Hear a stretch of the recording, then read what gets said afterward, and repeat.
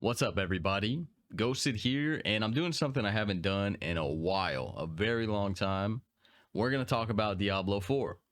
Weird for a lot of people, I would assume. Some people are like, not a big deal. I still play Diablo 4. Well, I'm somebody who hasn't played since Season 6, Vessel of Hatred, which great name for that season because I hated it. It was pretty much what killed Diablo 4 for me in my eyes. But it's been quite some time. I did want to jump back into the game and experience it for myself. And now that I have experienced it, I did want to make a video to kind of just like talking about the state of it currently. I know that season 10 is going to be coming out sometime in September, which does look like it is going to be pretty decent. But I still want to nitpick this season a little bit, talk about what I like, what I don't like, and turn it into a video for you guys. Okay, so I do also have my handy notes here with me. I'm gonna be kind of going over those as I'm going through talking about different stuff.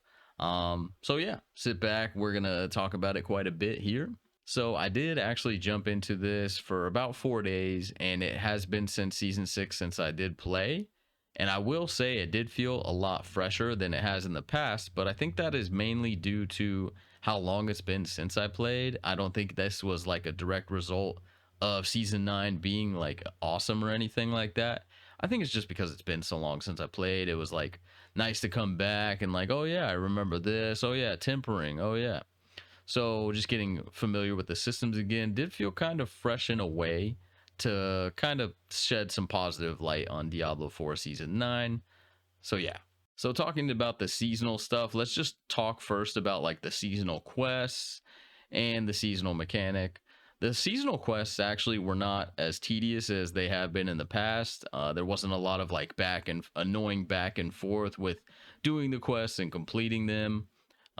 So it wasn't too bad. It was very like plain, straight to the point, which I that's a good thing. I didn't want it to be some miserable quest line where we're forced to go here and there and back down here and then back down there. So it wasn't too bad. It was doable.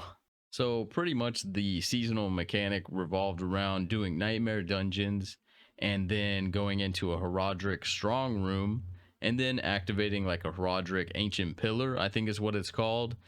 You activate those, you fill up your bar to then fight a boss for then to get the loot. Seems simple enough. It was like a nice added step to these nightmare dungeons. It wasn't anything terrible, but I mean, let's be honest, it just reminded me of doing the Undercity. It's the same thing. You activate these pillars, you kill the enemies, the bar goes up, you go to the next room, and then there's a boss at the end, you get loot. It is pretty much just like, in my opinion, a reskinned Undercity. So it's just, it already is giving me early on, it was already giving me like bad vibes, just like, oh, reskin stuff, got it, okay. um so yeah, I would say when you do get to the higher difficulties and you do these, you have a chance to then fight Astaroth. He's kind of he depending on what torment difficulty you're on, he could be a very difficult fight. For me, I fought him in torment 2, and it took us a bit to kill him, so it was a decent fight. But it's just like AoE overload. Like everything is he does is like an AoE on top of another AoE. So it wasn't like the craziest fight ever. It was cool to do it once, but it was overall just wasn't as hype as you would want it to be fighting Astaroth, right? So that's how I felt about doing the seasonal mechanic and fighting Astaroth. I will touch on the leveling process a little bit. The leveling process was totally fine. Like I was blasting. Once I got to level 30, it did slow down a bit. I think once you get to level 30, you should definitely up the difficulty to get more XP. I ended up doing that. It still felt kind of slow. Like it didn't feel much faster, but I powered through it. I was squatted up with like one other person, so it wasn't too bad. And then once I got to level 50 or 47, my chat did mention I should do the strongholds. I did the strongholds for XP. That is a must. That is definitely a good way to get a lot of XP at those higher levels. So once I was doing the strongholds and I was getting a ton of XP, that felt really good. But overall, leveling did get boring. I think I was like level 57, and I was like, I would be down if to just get carried now. So the last 3 levels, I think I did get boosted up. It started to get very boring, and this was over the course of not even just one day of doing it. So it's not like I was just like tired of leveling. It just got boring over like 2 days. So yeah. And speaking of boring, I will dabble in the borrowed powers. This is in no order whatsoever. This is going to be all over the place. I'm not a game journalist. I'm just a dude who likes to play video games, and sometimes I like to make videos about those video games. So that's where we're at. So speaking of boring, the borrowed powers, I know a lot of people that play Diablo 4. You've been dealing with a lot of borrowed powers, so you're probably like numb to it right now, right? But I haven't played since season 6. There's been borrowed power seasons since then, and jumping in, I mean, there was like 1 or 2 that were cool or whatever. They had like there was specific borrowed power skills and then passives that attach to those skills, and sure, yeah, more power, cool and all. I'm sick of the whole borrowed power thing. What Diablo should be getting is permanent systems. Add things to the game that are going to stay and increase the depth of the gameplay. It's just like it gets old. It gets old. And dude, I just jumped into this game for 4 days, and it's like borrowed power, just get it out of here. Don't want it. You can have it back. There's not really a way to spin it into a positive, man. I was trying to be I was trying to stay positive about it. So yeah. Okay, so we're gonna take a second from the video. I got something I need to talk about. It's not an ad. This is a self promo. I'm gonna talk to you about Twitch. I stream over there almost every single day. We have a dope ass community. I actually formed my community over in Diablo 4 in season 5. So if you would, please consider going over there, hitting us with a follow. It's twitch.tv/ghosted. Feel free to jump in. I look at every message in chat. So thank you. Appreciate it. So another thing I did want to touch on is like, while the game did feel kind of fresh for me after not playing for, since later on in 2024, there wasn't really any awesome moments. While during the leveling process, I killed the butcher, nothing dropped. I killed this other giant random spawn dude like the butcher, nothing dropped. I also killed a treasure goblin here or there, nothing dropped. Just like during the leveling process and in torment difficulties, I never had like an amazing moment. For anybody who likes basic skill builds, I think the coolest moment was when I got the adaptability aspect, which allows you to just do more basic skill damage. Unfortunately, that was like the coolest moment during the whole time I played over the 4 days, was getting an aspect. Yeah, not very cool. Way later on the last day, I did squad up with some people from my stream, and seeing them get some mythics here and there doing Belial was pretty cool. So that was like another decent moment, but still not over 4 days. Thinking of like maybe 2 awesome moments, not very many.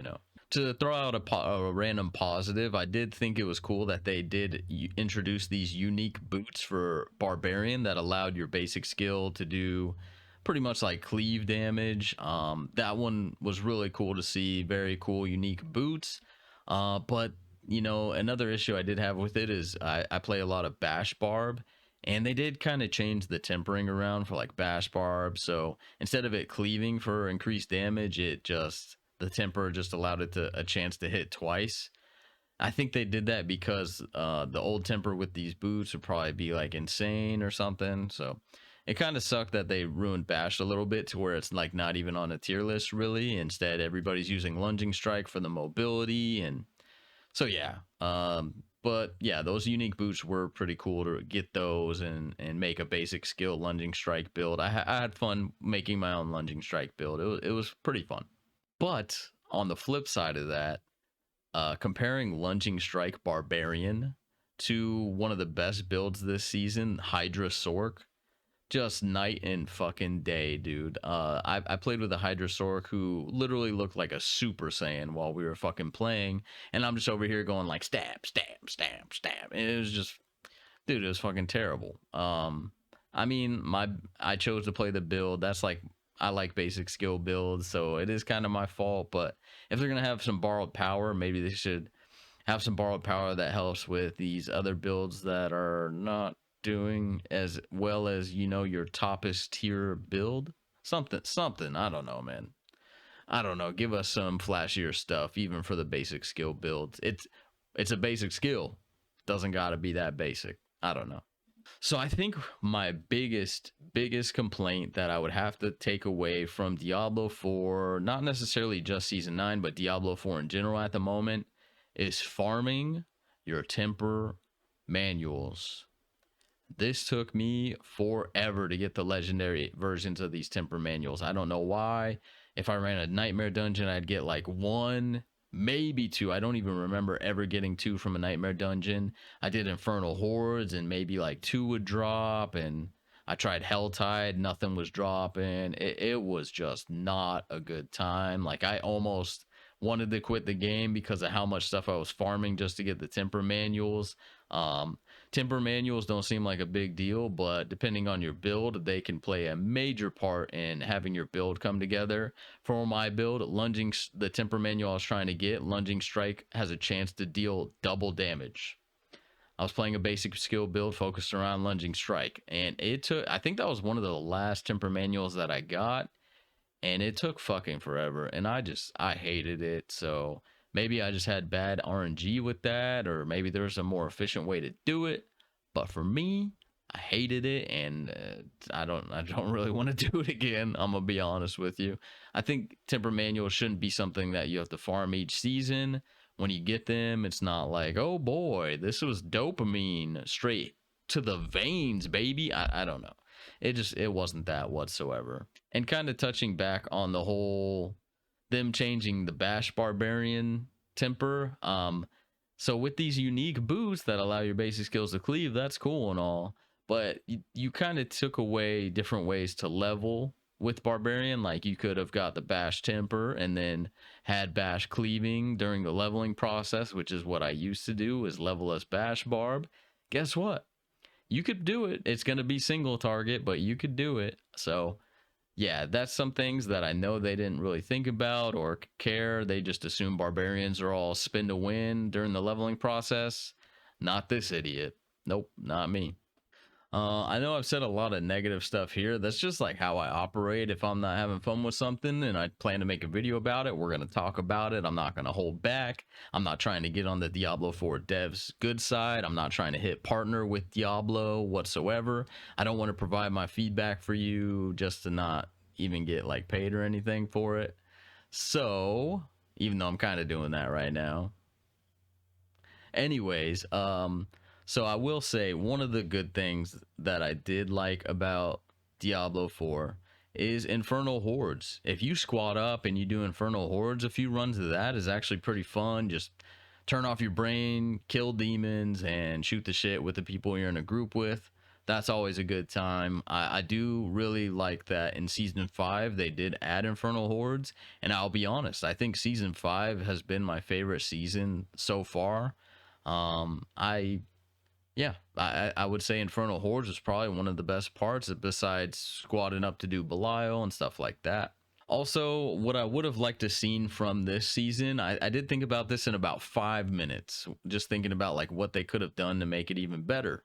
So in like 5 minutes, I thought of like, okay, you have these Herodric ancient ritual strong room shit going on where there's pillars you activate and kill stuff to increase the bar to then kill the boss to get the loot.